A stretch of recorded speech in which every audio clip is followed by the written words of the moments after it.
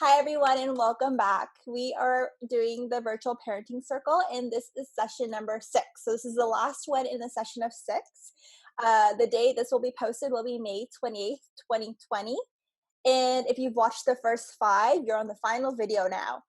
Again, we are from Native Child and Family Services of Toronto.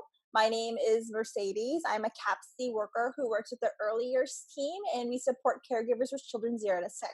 So if you've been following us along for the past handful of videos, you might also know that we are running a contest right now, and that is posted on our Instagram page and also our Facebook page. And on there, you'll see the information on how to enter the contest. So I'm going to just quickly do a screen share, and I'm going to show you what that looks like. So here on our Facebook page, you'll see this flyer, and here it shares that you can win a $100 Amazon gift card. There'll be one winner. So after you've watched all 6 videos, you can either send us a DM through our Facebook or Instagram, or you can email myself and or Natalie, and we will send you the link directly. We are not posting it publicly because we want you to reach out to us so that way we can send it to you to make sure it's only the people who are actually watching the video entering this contest. You can do the survey from May 28th, the day of this last video, up until June 12th at 9 a.m. EST. It's open up to community members who live in the GTA, in the Greater Toronto Area. And a winner will be announced on June 12th at 1 p.m. We'll contact them directly to let them know they won so we can figure out where we're mailing the gift card to. So that is the information about the contest. And now the rest of my team here are going to introduce themselves.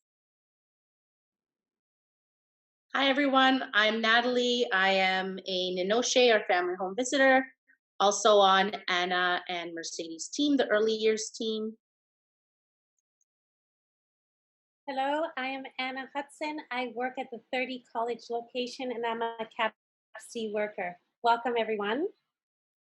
Perfect. Thank you so Okay, much. so today we are going to be talking about learning through play. Sorry, Mercedes, were you going to say something? Oh, no, I was just saying thank you. Anna, take it away. Oh, okay, so as Mercedes was saying, this is session 6, and today's topic is learning through play.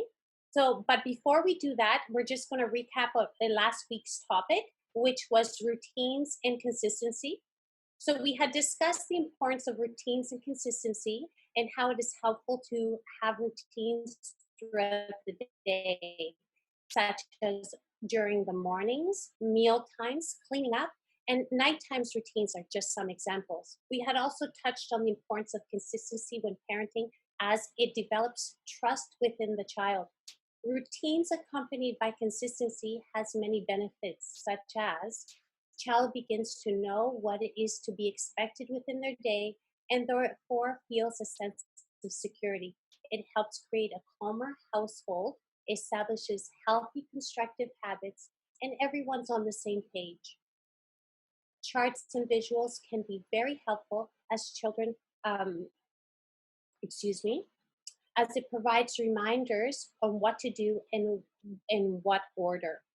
So, as parents, it is always very important to have schedules that work for you and your family, but it's also important to have a schedule and be flexible with that as your child develops. So, this is always in working progress, one day at a time. And back to today's topic, learning through play. All right, perfect. Thank you, Anna.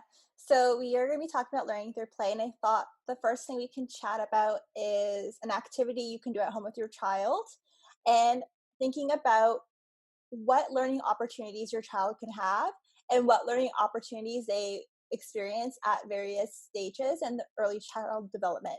So if we think about the activity Play-Doh and just making the Play-Doh itself from scratch, there are plenty of recipes online, and I will show you one right now. So we're going to think about this recipe and how you can incorporate your child into play while you are doing this together. So I'm going back to screen share and I am looking for it right here. So here's one here by the Imagination Tree, and it's called the best ever Play-Doh recipe. If you go into Google, you can just type that in and it'll pop up. And on it, it gives you the instructions and it kind of tells you what you could put into it. So the first thing you would do in an activity like this, or any activity you're doing with a young one, is you want to make sure you've prepped all your materials prior to getting started with them. So you would make sure you have your ingredients, you would bring them out and put them on the table or counter you'll be working at, as well as all the materials you'll be needing to create it. So like a bowl, a spoon. It requires some hot water, so maybe you'll want to make sure you've made the hot water prior to getting started so there's not a lot of wait time. And then you also want to make sure you have the recipe. So if you've done this many times, you might not need the recipe, but depending on your child's age, if they are probably around, I would say, older toddler, so closer to 2.5, to preschool, it's about 2.5 to about 4 or so, and then school age, so JK, SK, and also taking into consideration your child's development and where they are currently and what best works for them. You might continue to use the recipe so that way your child can follow along and try to help as much as possible. So if we're looking at this, we can see you would need things like flour, some vegetable oil, baby oil or coconut oil. You'll need salt.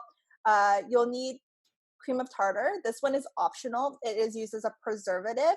It'll make the Play-Doh last longer and also make it softer. So it's not needed 100%, but if you want the Play-Doh to last a little bit longer, like about up to 2 weeks, you would add the cream of tartar, the boiling water, food coloring, again, optional. If you don't have it, it's not needed, but for, sight, it could be really nice to have like some blue Play-Doh, or you can do a couple other things with that. And then also it says a few drops of glycerin. So that just makes it shiny and stretchy. Again, so it's something you don't need. You mainly just need the flour, the oil, salt, and hot water. And then again, the optionals are cream of tartar, food coloring, and glycerin. So now we would have all our ingredients together and we'd be getting started. So the things you would be doing are thinking about how is my child going to be incorporated into this activity and how and what are they learning. So let's think about a child who is an infant, maybe about 9, 12, maybe 14, 16 months old. So they're going to be a little bit older. They might be moving their arms a little bit more and they can kind of maybe start reaching things, but they don't have that full control developed into these kind of movements, and their hand muscles are still very much so developing. So they might be able to grasp things, but they haven't quite developed like full control of that like palmar grasp, and they're probably not doing like a pincer or tripod grasp either. So how can you incorporate your child into making Play-Doh at such a young age? So one thing that someone had mentioned when we had done this group with another group of people was communication. So if you thought about communication, then you are correct. So you would be very much so sharing with your child what you are doing every step of the process. And children at this age are observing you a lot. So they're taking in their environment, and using a lot of words with them really enriches the experience. Also, if you are able to like say, let them smell what you are using. So you could get really creative with your Play-Doh, and you can even add things in like cinnamon or curry powder or like banana extract. So that way they can also have the sensory experience of smell too. And then also let them see you as you're mixing in the food coloring and mixing it up together. So they are really observing you and taking you in, as well as listening to you. So children don't really develop expressive language, so being able to use words and speaking back to you until a little bit later, but they learn receptive language, so they can take in what you're saying very early on. So that really enriches the experience. So now let's think about a child who's a toddler. So someone who is about 17, 18 months up until about almost 2.5, so a bit over 2. What could you do to enrich the experience of a child that age in making Play-Doh? So about this age, your child is probably doing a lot of realistic play. So they might be doing a lot of like filling up buckets and dumping it out. They might be grabbing toys. They might be doing a lot of midline movements. They might have a lot better grasp with their palmar grasp, and maybe even pincer. So thinking about those in mind, your child might be able to help you start mixing or dumping things, because that would be a lot of fun with them. So you might maybe scoop the ingredients prior and have them ready into many bowls, and all they're doing is dumping in. The only thing you wouldn't have them doing is adding the hot water, because that could be harmful for a child that age, for any little children, in case they spill it on themselves. So things like that you would still be doing, but things like dumping in the flour, the salt, maybe adding in the few drops of food coloring, they can definitely do themselves. And it also is great for following steps. So if you are guiding them in the activity, saying, okay, now we're going to add flour, then you show them what the flour is. Maybe they touch it to kind of see what the feeling is, and you can use words to describe what they might be experiencing. Ooh, it's very soft. Feel the flour. Let's dump it. Ooh, it's very powdery as it starts to go into the air. Adding in the food coloring. Ooh, you chose blue. Look, you've added 2 drops. Good job. Like, being very expressive with language still. And at this age too, they might be even communicating back with you, depending on where they are developmentally. So, and also adding in the stirring part. So they might be able to stir and mix the stuff together. Again, you'd probably want to do some of the mixing once it comes into the hot water part. So if you're having them just mix the dry ingredients prior to adding in your water, fantastic. Then you add in the hot water, do a little mixing, wait till it's cooled down enough, and then have them start playing around with it and touching it too as you guys begin your play with the Play-Doh. So now let's think of a child who is about preschool. So this would be a child who is going to be about 2.5 to about 4 or so. So someone who would be right after they'd be entering the leaving the toddler room, going to the preschool room, and right before they'd be old enough to go into JK. So that's going to be our preschooler. At this stage, they typically they will have they would have quite a bit of an expressive language, and they can hold a conversation with you. They can typically follow 3-step directions. They are wanting to learn, they are wanting to please, they can have some letter and some number recognition, and they will have a big idea on their colors too. So there's a lot more you can do with them at this age. You can modify your recipe. So on the recipe card, if you had, let's say, some stickers, and you put a blue sticker beside the flour, and then you put the number 2, and then say you had measuring cups, and then for the measuring cup that is 1 cup, you also put a blue sticker, and then they will know that that blue sticker and that blue sticker means 2. So they can do 2 cups of that blue 1 cup measuring cup. So at that point, you've incorporated some letter recognition, number recognition. You can incorporate also math, because they're counting 1, 2. If you're doing, again, they can follow a few instructions at a time, or directions. So you can give them a few directions, like, okay, you're going to use a measuring cup. You're going to scoop flour, dump it in. You're going to take another scoop of flour and dump it in. And they should typically be able to follow that amount of steps. And then just like a side note, when you're thinking about instructions, think of the child's age. They typically say 4 directions. You should be giving no more directions than the number of age they are. So if they are 3, you could probably give them up to 3 directions at a time for them to follow. If they're 5, you could probably give them up to 5-step directions at a time. If they are 2-year-olds, you're not going to give them a 10-step direction, because they just haven't developed a capacity where they can do that step. So always keep that in mind, what your child is capable of doing at this time, and modify that activity to meet them the best you can. So again, they can help you with the directions. You just modify it to meet their needs.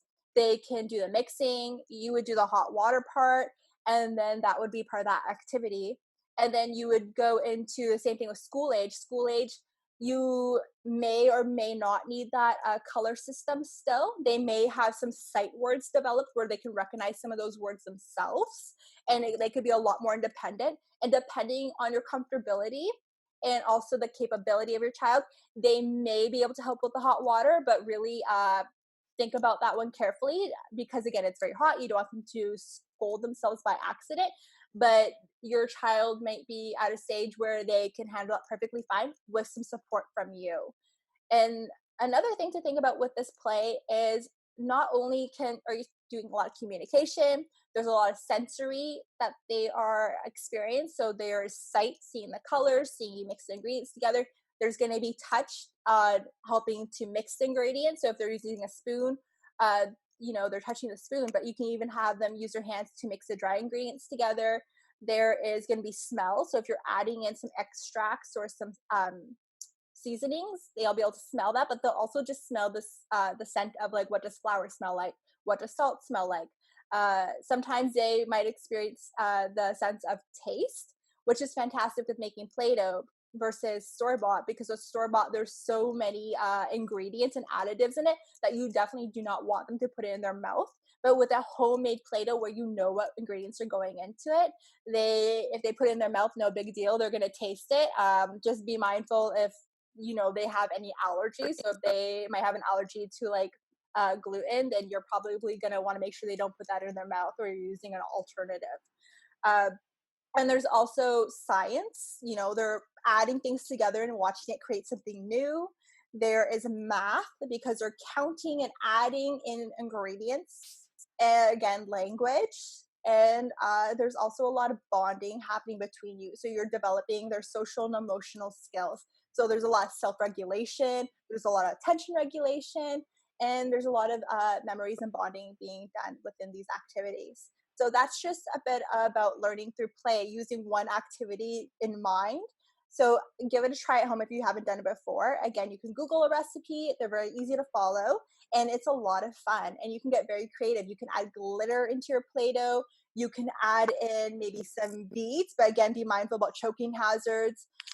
Pom-poms. You can make the play really extensive by adding in things like popsicle sticks and pretend you're working at a bakery. You can add in maybe some cardboard boxes and pretend you're making pizza. You can do 2 different colors of Play-Doh, like using primary colors, like maybe you make one red Play-Doh and one blue, and then watch them mix that together and witness those 2 colors create a new color. So there's so many opportunities. It's a really enriching play experience, and it'll be a lot of fun for both of you. So now I'm going to pass it on to Natalie. Thank you. Okay, thanks, Mercedes. Those were some really great tips on how to get children at different ages and stages involved with something simple, but something fun like Play-Doh. So thank you very much for explaining that. I'm going to continue on and talk a little bit about play and interacting with your child at different ages and stages according to their development. So let's start with talking about newborns. So newborns can see approximately 8 to 15 inches away. So that's not very far. They're not obviously into playing or toys just yet, because they can't really see them. So their eyesight and their other senses are developing, and they tend to prefer the voice of their parent or caregiver, and faces as well. So if you pick up your child and you smile at them, or you gaze into their eyes, or you're singing to them, these are all things that newborns enjoy. Also, if you happen to be, let's say, a hand drummer, for example, typically babies, newborns love to hear that beat of the drum, because it reminds them of their mother's heartbeat when they were in the womb, that same similar sound. So these are all ideas that you can do when in terms of interacting with your newborn. And they also crave your touch as well. So keeping that in mind, touch is really important too. At approximately 3 months, your baby's eyesight will improve significantly. And if you do ever have concerns with your baby's eyesight or anything else, please connect with your doctor or pediatrician or healthcare practitioner. But typically at this stage, their eyesight's a little bit better. They tend to prefer bright colored books, toys that make noises, playing peekaboo, things like that, which can teach them object permanence. And then between 5 and 6 months, your baby is trying to perfect their fine and gross motor skills. So putting a toy in their hand, for example, this helps them with their grasp, and it also helps them exercise their hand and their fingers. If you want to work on gross motor skills for a baby that's 5, 6 months old, let's say, you can put your baby down on a play mat, for example, and get them to do some tummy time. We encourage parents to get down with, on the floor with baby as well. Put toys in front of them, see what they reach for, and watch them explore in that way.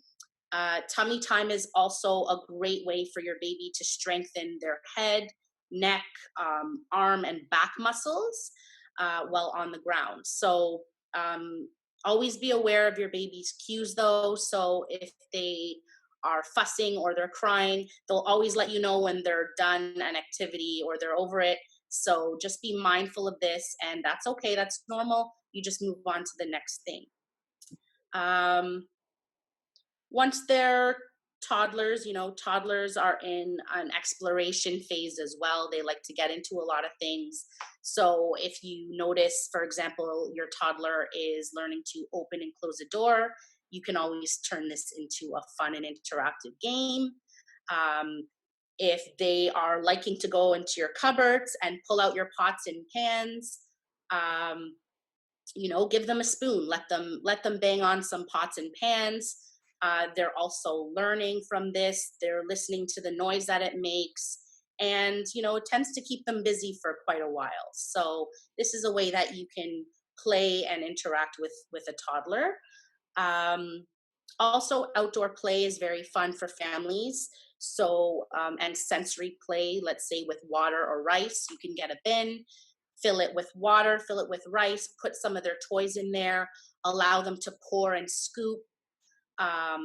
And we encourage parents to get involved, to play with their children, and to also supervise them as well is very important when they're engaged in these types of activities. Older children may enjoy games like hide and seek or imaginary play, which is great. Imaginary play helps them learn about different roles in the community. It also helps them build on their creativity and imagination. So this is all great for brain development. And you know your child best at the end of the day. So whatever they may be interested in, you can always tailor playtime to their interests and likes and go from there. Yeah, so these are just certain examples at each stage and at each age of different play and interaction with your kids. Thank you, Natalie. So, and now we're going to talk about why use learning through play approach. This is really important because the child is having a good time, having a lot of skills unknowingly. So let's go through them. So play develops children's creativity and problem-solving skills. It prepares children for school learning. It is healthy, promotes strength, coordination, and brain development. Play teaches new skills and builds children's self-esteem. In addition, it helps with social skills and helps them develop friendships. Play is how a child makes sense of their experience and the world around them. But I just want to point out that sometimes parents can view a play as just this, oh, my child is playing and, just playing around and it's just play. But in fact, I want to point out that, in fact, a world is happening behind this play that is incredibly enriching to the child's life. It helps with the social, emotional, and mental development of a child, just how Mercedes and Natalie have been saying. More mindful and so much fun with. Look and see what skills they are using in order to play this game. See what skills they are thriving, where they're thriving, and also what skills they may be they may need some assistance along the way. And then, so of course, obviously provide and, complement their achievements in whatever skill set they may have, but also provide other activities that your child can be exposed to in order to move them along with the skills that they need to develop further. So just to be mindful of that, and also changing a little bit the frame of mind that play is just maybe a little bit fun and silly, but also it provides a world of opportunity for learning. So, one of the things that people often say is that children, this is the work of a child. And I like to say it is actually play is a lot of serious business, but incorporated with a lot of fun too. Do you ladies have anything to add to that? I think that those were some really great points. Thank you, Anna. And parents can always modify the type of play for their child based on their child's needs. And as you were saying, Anna, it's totally normal for a child to maybe thrive or develop certain skills while they're playing, maybe before other types of skills, and that's okay. Just take note of that. Be mindful and help your child develop those other skills in different ways. There are many things to do that, and typically it's through other ways of play and other ways of interacting. So some really good points there. Thanks.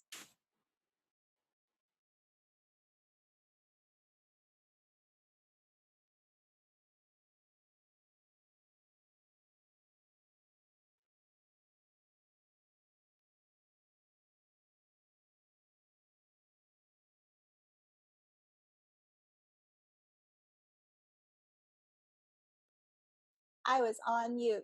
Okay, so I was just gonna say I also had a point to add on that to also keep in mind that children are born with different temperaments. So because you might notice one child playing a certain way or a group of children playing a certain way, and that you see your child playing in a different way, so maybe they're a little bit more slow to warm up, or they just do a lot of observations before joining in play, or maybe they don't like to get involved in sensory play, they don't like to touch things or the feeling of certain textures. That just might be how your child is. And the best thing to do is try to work and modify with activities to meet your child's needs as much as possible and to make the environment feel safe for them. Also, if you have any concerns about your child's play, about their development and comparing them to other children, seeing that your child's not hitting certain milestones as you're noticing with other children, or maybe children you have that are older. Again, don't compare your child to someone else or another child, because your child is unique and they are going to play and learn in their own way. But for any serious concerns, definitely connect with your pediatrician and you can talk about that with them and raise any concerns and kind of see if there is anything you need to keep an eye out for, or they might just reassure you and just say this is typical child development for your kid, and just keep playing with them and encouraging them the best you can. Thank you. Awesome. So any other points anyone wants to make before we wrap up here? No, I just want to say thank you all very much for participating. It has been a wonderful 6 weeks. Yeah, absolutely, guys. Thanks so much for tuning in.